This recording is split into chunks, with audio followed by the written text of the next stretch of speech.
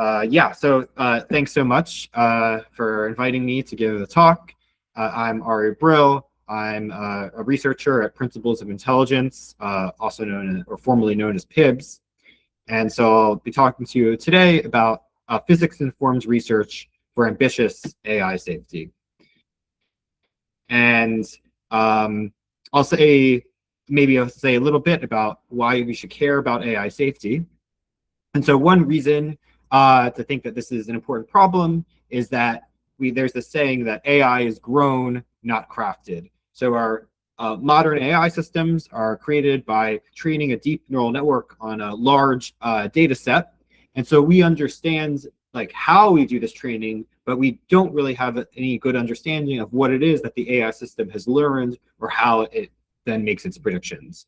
So without understanding the mechanisms or the motivations behind the AI's behavior, we have very limited insight into what's going on, and it is hard to make it do what we want it to do. And so here's an example on the right. Like this is already coming up in important ways in frontier AI systems, where here, this is from ChatGPT 4.0, which OpenAI released without realizing that they had accidentally made it extraordinarily sycophantic. I'm not going to read this through, but it's almost absurd how sycophantic it is. And the problem here is they didn't even realize this was happening. But the real concern is, as AI systems become increasingly intelligent and more agentic, they will more and more generalize in unpredictable, undesirable, and potentially dangerous ways. And so to prevent this, what we need to do can be called AI alignment. And this is a way of ensuring that AI systems verifiably internalize whatever goals and values we want them to have. And so you could say here on this diagram, the problem of AI alignment is ensuring that the AI does what we want. And we can furthermore break that down into saying, not only that, but we need to, in order to ensure robust generalization, we need to ensure that the AI, in some sense, wants what we want. But to do that, we need both rigorous theory and empirical tools to allow us to interpret deep neural networks that instantiate our AI systems. And so one main area of AI safety that is concerned with this is called mechanistic interpretability. And here, the goal of interpretability is to decompose what's going on in a deep neural network into some kind of interpretable features that work together in a meaningful circuit to produce predictions. And so, as Jessica asked at the beginning of the talk, we can say ambitious mechanistic interpretability is not just saying we have some breakdown, but it's a complete and correct decomposition of what the neural network is doing, such that we fully understand what's going on. Here on the left is an example of this. This is from some of the foundational work in interpretability, where it's from a neural network trained on an image data set. And here, different patterns of activations seem to correspond to different meaningful features that detect windows, a car body, or wheels. And these work together and can be assembled into an overall car detector. And then more recently, this work has continued. So on the right, this is some work from Anthropic on the biology of a large language model, showing that they can break down into the circuit diagram some of the internal computations that the model is doing to predict the next token in the capital of the state containing Dallas is Austin. So there's some caveats though. So this work is extremely impressive, but there are some caveats. So one is that in this example, that we can see to get the circuit diagram for what's going on, and there's interpretable features, it seems, that the network is using. But this is just one particular example. For many, many predictions, we don't really understand what's going on inside the model. Furthermore, on this diagram, this is explaining some of what's happening in the model, but there's still a lot of behavior that isn't well explained, there's lots of other things that are happening inside the neural network that we don't know if they're important or not. And so certainly, I think it's definitely true that we're very far from achieving the goal of ambitious mechanistic interpretability. And one reason for that is that we don't yet have a theoretical foundation that we can really build on when constructing interpretability tools that can provide some guarantees that what we're doing is correct or optimal. And without that theoretical foundation, it stands to reason that it's hard to make a ton of progress. So that's one area where I think physics can come in. So now in the rest of this talk, I'll say two things. I'll first talk about how some different ways that physics can and is increasingly relevant to helping with AI safety.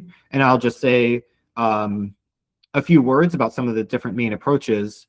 And then at the end of the talk, I'll talk about the sorts of things that I do, studying the properties of data and using that to improve interpretability at Principles of Intelligence.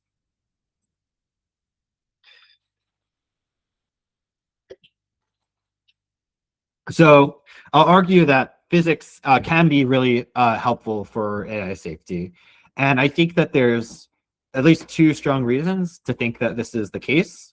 One is that, well, AI safety is a fairly new field that's really, only gotten started in the past few years in many cases for a lot of different areas. Physics is a very mature field that's developed a large arsenal of powerful theoretical tools developed over the past centuries. And so we might be able to bring to bear some of these theoretical tools into problems of AI safety. Furthermore, I think that coming from not just physics, but physical sciences in general, that you have a mindset that you develop, which is that in order to understand nature, you're not provided with the ground truth of what's going on. But purely from your observations, you have to figure out the right theoretical models and use that to conduct experiments to understand what nature is telling you. And similarly, in AI interpretability, we are given this neural network, but we don't know what the correct notion of features is or what the features are. We have to figure that out for ourselves. And so I think both with the theoretical tools and this mindset, it stands to reason that for a lot of problems in AI safety, we can borrow some solutions from physics to help us make progress on them. So some of these things in AI safety are shown here. So here, there's this problem space for AI safety and solution space that we might borrow from physics. So one way to think about it is that in AI safety, we're trying to understand neural networks, which are complex, messy systems that are trained on, data, but we don't really have a deep understanding of what's happening. One big problem is that the basic concepts we should be using, such as what is the right way to define a feature, for example, are still unclear. We don't know the right concepts to use necessarily. What's going on in a neural network is determined by interactions among data structure, the architecture of the network, and what happens while the network is being trained. And so all of these things can interact in interesting and complicated ways. And one thing that we see is that there can be observable phenomena that result from this at different scales. So for example, there can be emergent behaviors or capabilities. Certainly one thing we see are scaling laws as the network is trained, which I'll briefly touch on at the end of the talk, as well as different kinds of phase transitions that can occur in different ways in neural network training. Finally, especially for AI safety, we can care about rare behaviors that a network will perform that can be hard to predict. So from physics, we have potential ways of thinking that can help address a lot of these problems. So in physics, it's very natural to balance both rigorous theoretical mathematical analyses with messy real-world experiments, and being able to unite those, both the mathematical theories as well as bringing in other ways of thinking about things such as computer simulations. And one approach that is very powerful in physics is the idea of building a toy model, which a toy model is a simplified representation of some physical system that you're interested in understanding, but is far oversimplified, except that it still captures the essential phenomena that you want to predict. And in physics, there's this idea of universality, that even a simple model can still translate to a complicated real-world system. And it may be that this way of thinking can also help us understand neural networks, that there may be universal patterns in complex systems. And by developing toy models and understanding the assumptions that go into them, we can get a handle on some of the key properties that underlie even complex real-world behavior.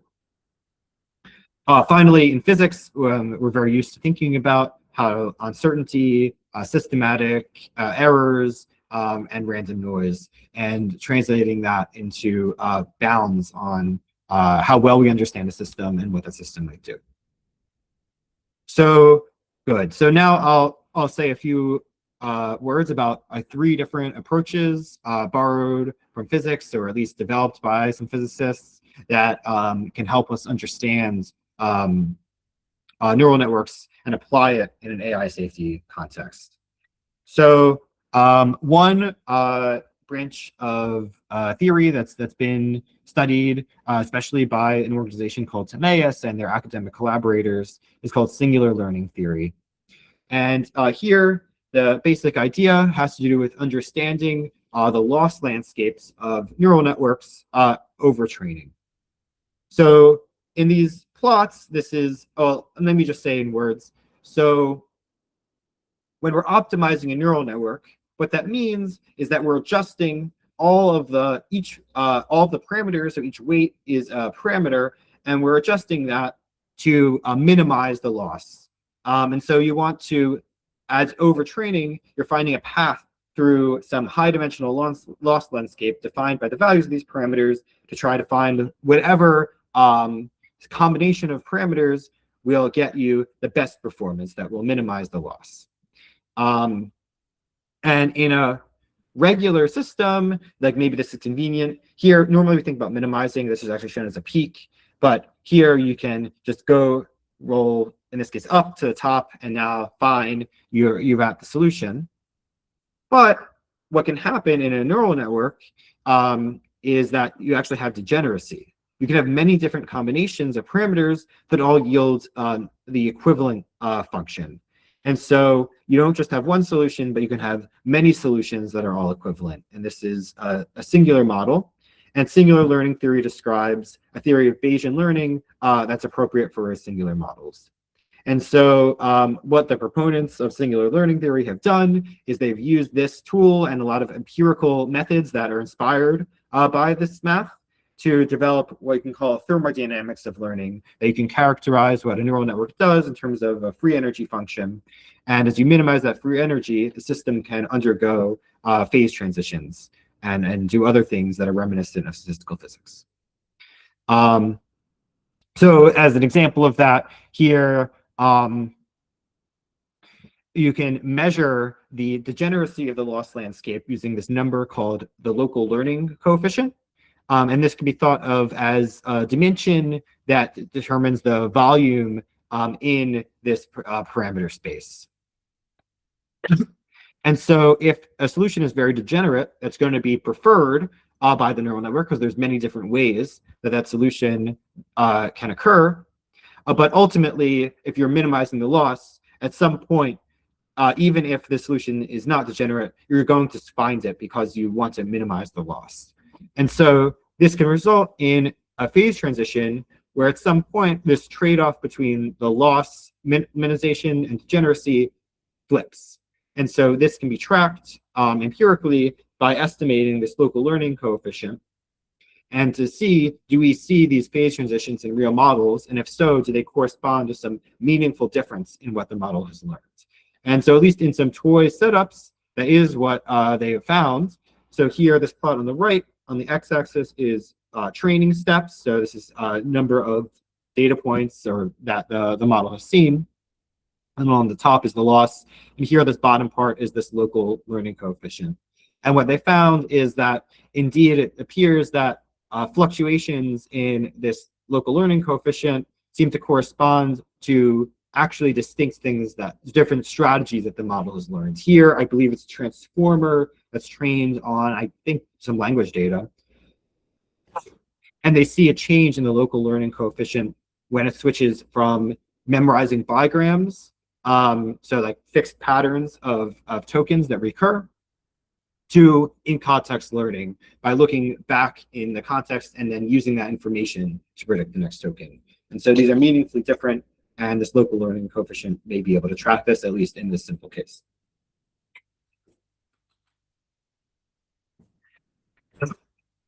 Okay, so right, so singular learning theory is a story about what happens over training, but there's other questions that we can ask about what's going on inside a neural network.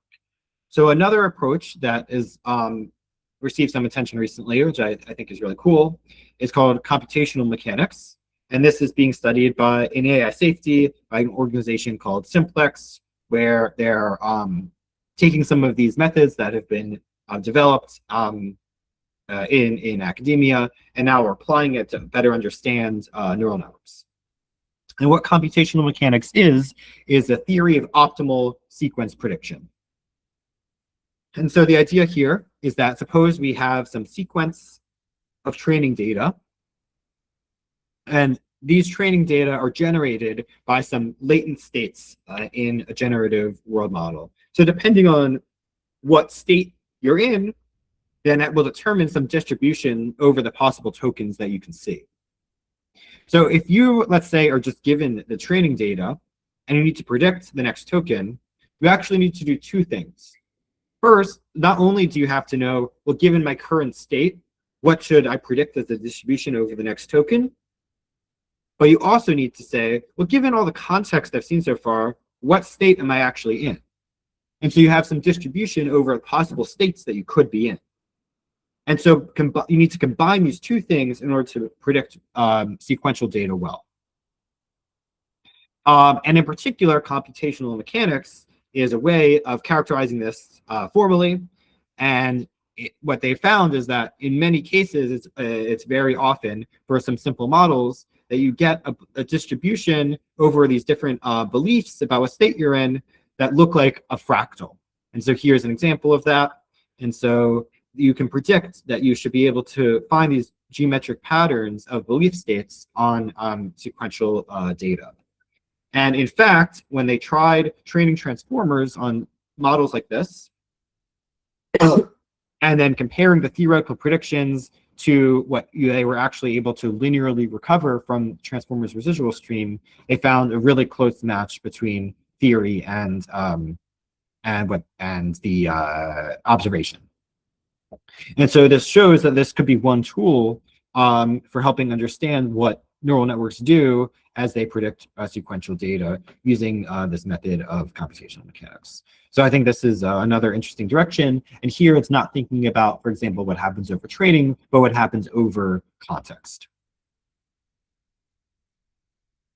Finally, there's another branch of tools from physics, which I guess is kind of a very wide area, but could be called statistical field theory or mean field theory or renormalization. And this is has been studied a lot by some physicists in academia over the past few years who are interested in understanding neural networks, and is now being brought to bear in an AI safety context by Principles of Intelligence, which is the group that I'm part of. And so here the idea, well, in statistical physics, we often think about, we have some system that is described by many tiny microscopic parts that are interacting in some complicated way. So if you have a gas, for example, there's many, many molecules that are all bouncing around and interacting with each other and having all sorts of complicated, very hard to predict behaviors with each other. However, it's actually possible to describe this whole system at a higher macroscopic level by saying, well, we can't predict what all these molecules are doing, but we can still describe this gas in terms of its overall pressure and volume using the language of thermodynamics. And so we can integrate out all of this complicated low-level behavior, but still have some interesting high-level macroscopic properties. Now, a neural network is a statistical object that's made up of many tiny neurons that are all interacting with each other. And so one might think that can we apply some of these tools from statistical physics to help us better understand neural networks? And so that would be the idea here. And there's a large number of different approaches that have been applied using many of these ideas, some originating in machine learning, others originating from the physics community. And what I've shown here is kind of just scratching the surface of some of this work. And so the organization that I'm part of, Principles Intelligence, has recently started a project called PIRAMID, which is physics-informed research for ambitious mechanistic interpretability development, which is based on the idea that we can try to use some of these frameworks and methods from statistical physics to build scientific foundations for AI safety. And we're doing this in 3 ways. One is theory, using some of these theoretical tools that I just briefly alluded to on the last slide to try to better understand what neural networks are doing. Building practical interpretability tools that make use of some of the properties that we might associate with this framework. So in particular, this idea that we have a microscopic representation that we can integrate out some low-level things to build up increasingly high-level macroscopic representation is consistent with this idea of hierarchical representations. So we're trying to understand, are there ways to build intrinsically hierarchical interpretability tools? And finally, data models and validation kind of sits in between these 2 things. Can we build models of the structure of data that allow us to relate purely theoretical approaches to practical tools by saying, by understanding the data that the model is trained on, we should be able to use that to determine the kinds of features that the network will learn, and therefore the sorts of interpretability tools that we should develop. And that is what I do. And now I'll talk a little bit more about that. So good. So I think for the rest of the talk, I'll talk about this idea of modeling data and data structure. And then I'll say a little bit about the sorts of ideas that we have that we're exploring in our group about good ways to do that that can be helpful for interpretability.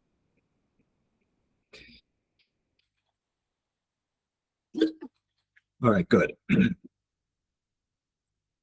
So I think the intuition for what I'm about to talk about is really well captured in this blog post from a few years ago by James Betker, who's an engineer at OpenAI.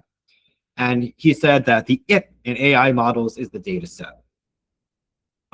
Where here he's arguing that model behavior is not determined by the architecture, or the hyperparameters, or the optimizer choices, but by the data set, nothing else. And if you have a very well-trained neural network, all of that is a means to an end to efficiently approximate the data set well. So what this could tell us is that if we want to understand what the neural net going on inside the neural network, then we could be able to do so by understanding the data. And so by understanding the structure of data, we should get some insight into the structure of features that the neural network is using, which we can use to develop better interpretability tools. So I guess to be a little more explicit, why is data structure necessary? So the reason that we know that there has to be some sort of structure in data that we can take advantage of is that real data can be learned. So if you have a data set that you're given in machine learning, this is generally speaking very high dimensional, where you could have thousands or even millions of tokens or pixels or input features in general in each sample. But then if the only structure that if there's no structure of the data, if it's just some continuous function that we're learning, then in general, the loss is going to scale as a power law with an exponent that's inversely proportional to the dimension. So 1 over a really big number is a really small number. So this is going to be the number of samples to something that's really tiny. Basically, no matter how many samples that you learn, you're never really going, or you get, your learning is going to be extremely slow, and it's basically intractable to learn anything. Now, obviously, that's not the case. Humans can learn, machines can learn, and so learning is possible. And this means that we can infer that real data sets do have some structure to them. There's some regularities in the data that reflects regularities in the world. And if an AI is trained on that data, whatever representations it internally develops, this should reflect that structure too. Okay, so I'll say a few words about the sorts of data structures that we believe natural data sets probably have based on empirical observations. So one assumption that's very influential in mechanistic interpretability in particular is sparsity. So here is the idea that data are generated by a large number of possible latent variables, that each of one of which occurs extremely rarely. And furthermore, each of these, they co-occur very rarely too. So for example, any given paragraph of text, if it mentions a person, could mention any of the 100 billion people who have ever lived in principle. And that's a lot, but it's very, very unlikely to mention any particular one of them, let alone 2 random people who have ever lived. And so these, the feature representing each person is an extremely sparse feature in data. Furthermore, we believe that these features are probably not just like uniformly distributed, but can have a heavy tail distribution where the most important or most frequently occurring feature occurs far, far more than the long tail of really rare features. And that can be modeled as a power law. Here's an example of a power law where x-axis and y-axis are both logarithmically scaled.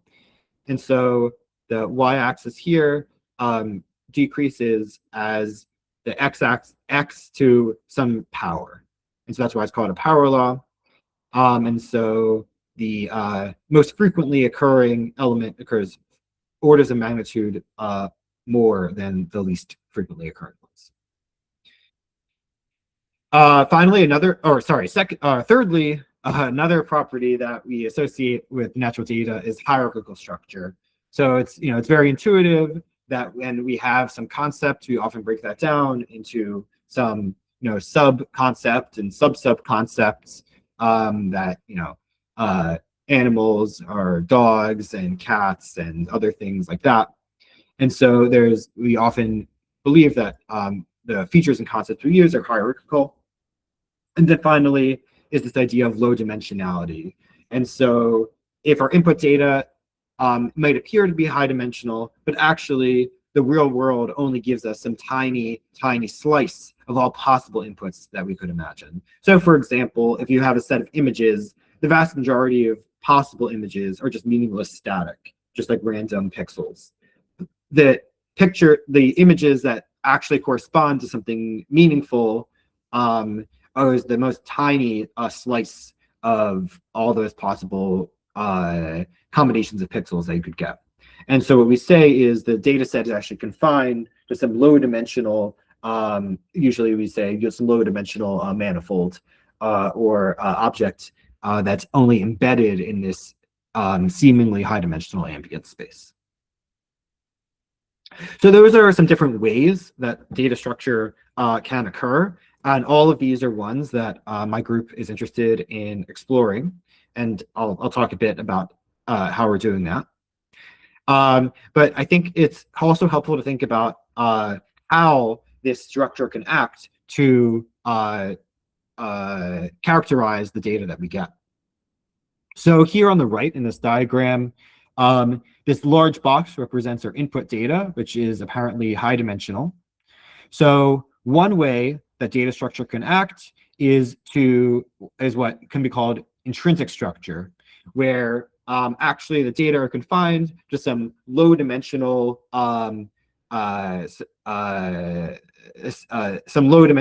support. So, for example, here in this picture, if you have data points that are on a disk that is two-dimensional, but if the data points are on a circle, they are embedded in a two-dimensional space, but actually this is only intrinsically one-dimensional. So there's only one dimension we can actually fully characterize the variation of this data set. Second way that data structure can act is what I've called invariant structure, that the data might vary along a large number of axes, but we only care about some subset of those axes of variation. And the others are all the same to us. So for example, that's illustrated here in this diagram. So on the right-hand side, our data is all lives on this two-dimensional wavy surface, but we actually only care about one dimension of variation of that. And the other one we can ignore, so we just don't care about it. Finally, something that it can also happen is you might have some special properties of your target function that are independent of the data distribution that you might be trying to learn. So for example, if you're learning a function that's highly smooth, then that can make the data easier to learn as well. Okay, and then another third thing that we might want to ask is, where does the structuring occur? So there's different spaces that we can use to try to characterize what's going on inside a data set.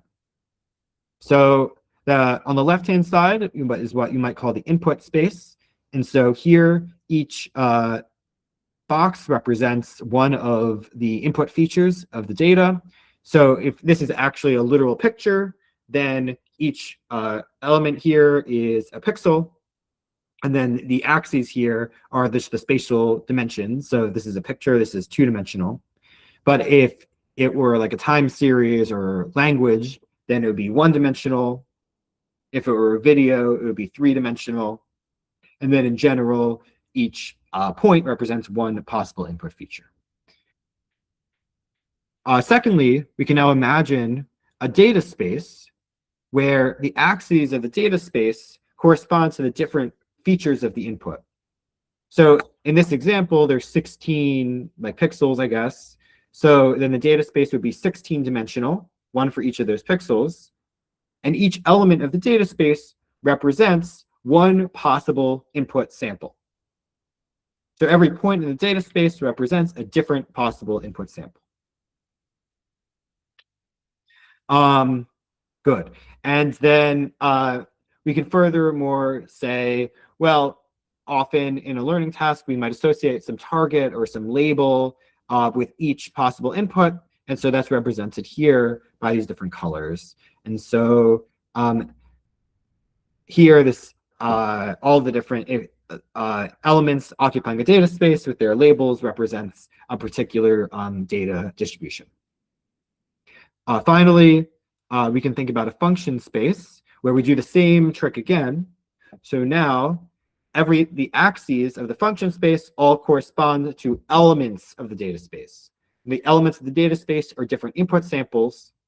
So the function space is the space where for every different sample in the input is one axis of the function space. And so a point in the function space is like one total function over the entire data distribution. So one total set of inputs and labels for every input and label. So that would be the function space.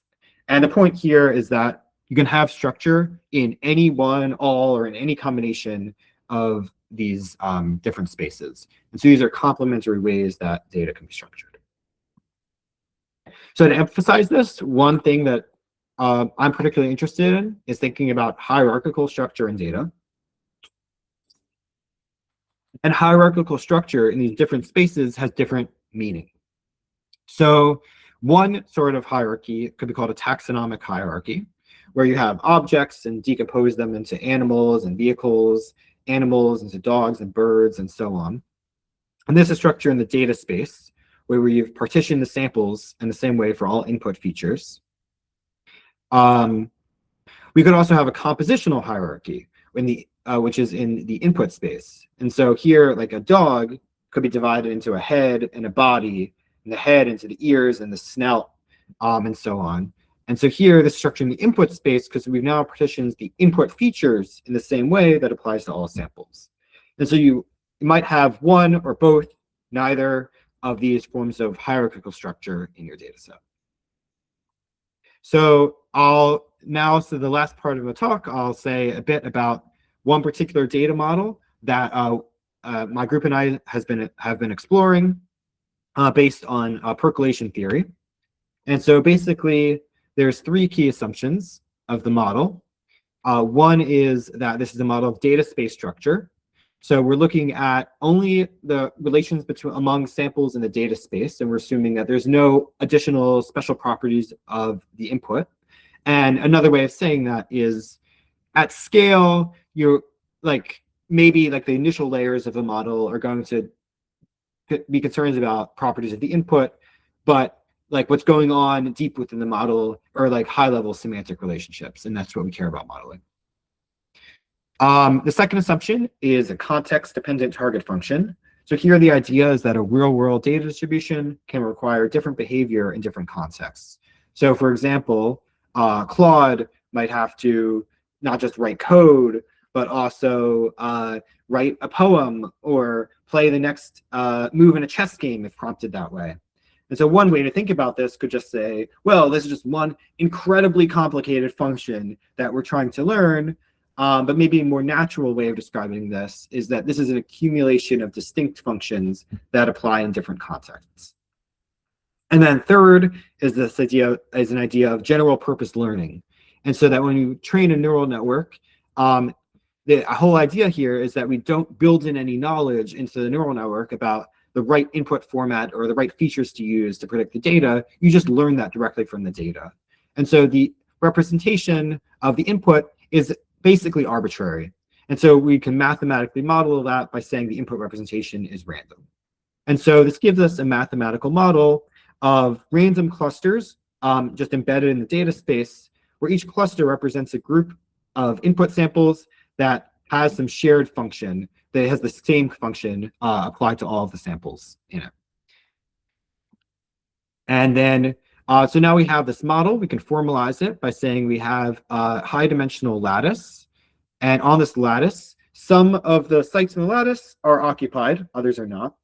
And we can say they're randomly occupied with some fixed probability forming clusters.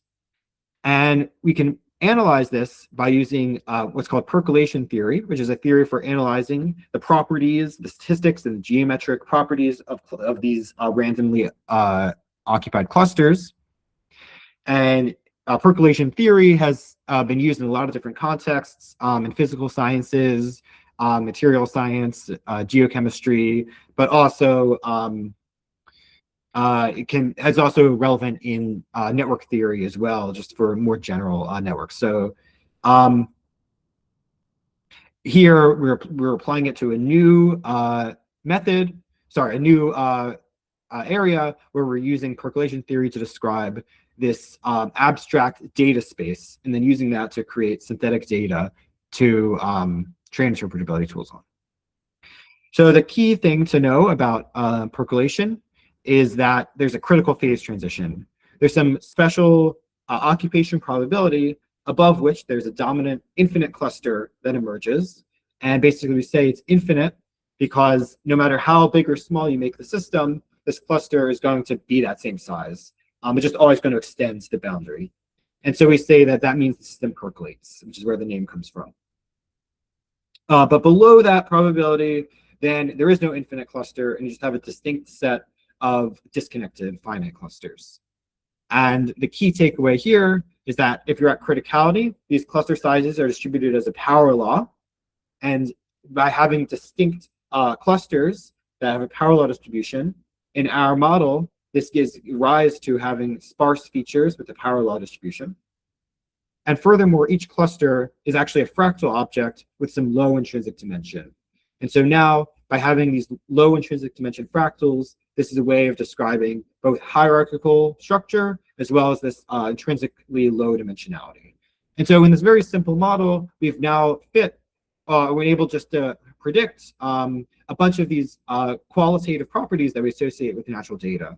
And so this seems like an interesting model to explore to create synthetic data sets that capture a lot of the properties that we associate with the real data that we care about. Since we're running low on time and I'd like to leave some time for questions, I'll just say a few words about some of the things that we can predict with this model. But if people are interested, I can say more. So one sort of thing that we can talk about is what's called neural scaling laws. And so this is that idea that as you increase the size of a model, you increase the number of parameters, or you increase the number of data points, the number of samples that it sees, the performance increases predictably following a power law. And so this is an empirical observation that seems to hold in many different cases for many different architectures and data sets, but isn't very well theoretically understood. And there are a few different theories, or a number of different theories that have been proposed to explain neural scaling laws, some of which invoke properties of the data. So one is their idea that of manifold approximation, that if you have the data constrained to some low dimensional manifold, if you just approximate that better and better and better, then by having a better approximation with like more points when you're doing interpolation, then your loss will decrease as a power law, and that power law depends on the dimension. Another idea is saying, well, wait, maybe there's some power law distribution of features or concepts that we're learning in the data. And so you might want to start by learning the most important feature, or the most frequently occurring feature. And then you learn that one, and the next one, and the next one. And then if there's a power law distribution of these features, then their power law scaling with your model size and training data will recapitulate that input power law. And so these are two different reasons: approximating something of low dimension, or learning a power law distribution of features that you might expect to see power laws in data. And the percolation model gives us both. So basically, we have a power law distribution from the distribution of cluster sizes, and each one is a low dimensional fractal object. And so this very naturally gives rise to this story about, both stories about why we would expect to see power law scaling in real data. This just shows some numerical experiments demonstrating that. And then I think, okay, so maybe I'll just finish up by saying what we're interested in doing now at Principles of Intelligence is applying this model and maybe similar models to understand what kinds of features would we expect AI systems to learn based on properties of the data. So here, this is a conjecture that's based on a percolation model about different ways to characterize different data sets. So in the percolation model, there's this one free parameter, which is the occupation probability. And if you vary that, you can describe different kinds of data sets. So if the occupation probability is very small, then any clusters you get are going to be tiny. If it's very, very small, you basically just get disconnected points, and this is random data. There's no way to generalize if you see one data point. There's no other data points that share a common function. But as you increase that, first you get some sparse clusters, so this is a model of sparsity. If you're at the critical occupation probability, these are fractal objects, and you expect to see hierarchical substructure. If you're above criticality, then this infinite cluster emerges, which is one data distribution. And this fractal starts to fill in, and this represents a low-dimensional data distribution, some kind of low-dimensional data manifold. And if you're very high occupation probability, then it's no longer even a fractal at all. It's just like a high-dimensional Euclidean object. And so depending on this regime, you might expect to see different features, and something that we're interested in is better characterizing what this looks like. All right, so I'll just give a plug. So we are now hiring research scientists at Principles of Intelligence to work on data models and validation. So this is related to all the stuff that I've just talked about. And if you or anyone you know is interested in this, I definitely encourage you to check this out. And in general, we are expanding and will be likely to hire more in the future. All right, so I'll just finish up here. So conclusions and future directions. So I started by arguing that physics can help with AI safety by helping build theoretical foundations for AI interpretability, and by helping us better understand how neural networks learn and make predictions. Some of the approaches that people are exploring are singular learning theory, statistical field theory, and computational mechanics. Then I started talking about data structure, and this could be a potential way to help us understand ultimately the features that AI systems learn, so we can interpret them. And in particular, a percolation data model reproduces a lot of the properties that we associate with naturalistic data structure, such as sparsity, hierarchy, low dimensionality, and parallel distributions. And what we're hoping to do now is by using these mathematical models to build principled synthetic data sets that we can then use to validate and improve interpretability tools. All right, so I'll end there and happy to take any questions. Thank you.